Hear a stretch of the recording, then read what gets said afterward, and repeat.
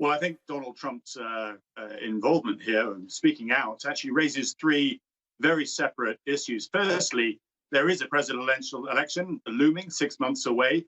COVID-19 has hit the US economy hard. He was initially dismissive of its impact and is now possibly looking to distract, maybe apportion blame. But secondly, yes, there are big questions for China. The world is aware of the initial cover-up. We lost a month as China tried to suppress the truth. We still don't know who patient zero was or ground zero. The wet market is being blamed.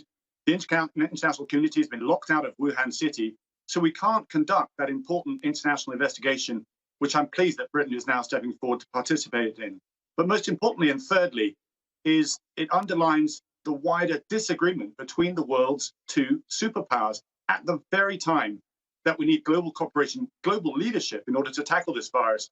I'd actually go a step further and say this pandemic has actually thrown up in sharp relief how frail our international world order is, how countries are retreating from global exposure, how confrontational these two superpowers have become.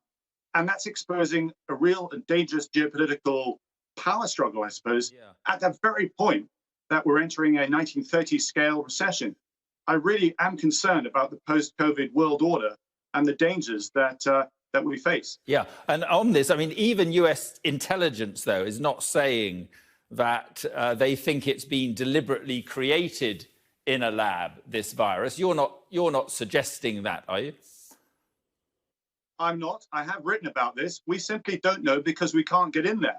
But I will say, in 1979, I remember learning about this at Sandhurst, in a place called Sverdlovsk, that was where they used anthrax to procure it, to stick on top of international intercontinental ballistic missiles. This was a Soviet bioweapons program, and some filters weren't replaced correctly.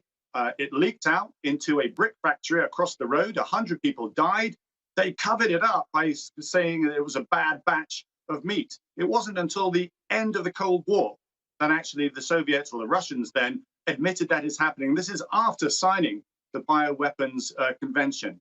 So, many questions will be asked. I'm afraid they will continue to loom until China opens up its doors and recognizes its responsibility. For a start, let's simply have an apology for what's happened.